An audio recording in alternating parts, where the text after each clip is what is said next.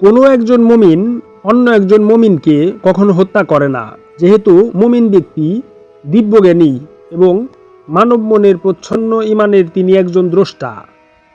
মুজাহিদ বাহিনীর অভিযানে যদি শত্রুপক্ষের কোনো প্রচ্ছন্ন একজন মুমিন ব্যক্তি ভুলক্রমে নিহত হইয়া যায় কোনো অজ্ঞান সৈন্য দ্বারা, তবে তাহার জন্য রক্তপণ দিতে হবে এবং একজন মুমিন দাস মুক্ত করিয়া দিতে হবে, যতকাল দাসপ্রথা বিদ্যমান থাকিতেছে। এই ব্যবস্থার প্রয়োগ পদ্ধতি মর্মন্থ কোরআনে স্পষ্টভাবে বর্ণিত রয়েছে। যেই ব্যক্তির মাধ্যমে এইরূপ ভুলের হত্যাকাণ্ড ঘটিবে, রক্তপণ তার হইতেই আদায় করতে হবে।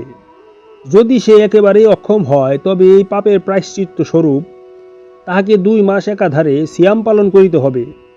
ইহা আল্লাহ হইতে ক্ষমা লাভের জন্য বিজ্ঞানময় একটি ব্যবস্থাপত্র। অপরপক্ষে যদি কেহ ইচ্ছাপূর্বক কোনো মুমিনকে কতল করে, তবে আল্লাহর লানত এবং গজবপ্রাপ্ত হইয়া অবিরামভাবে জাহান্নামের কঠোর মানসিক শাস্তি তাকে ভোগ করিতেই হবে। এটাই হচ্ছে সত্য কথা।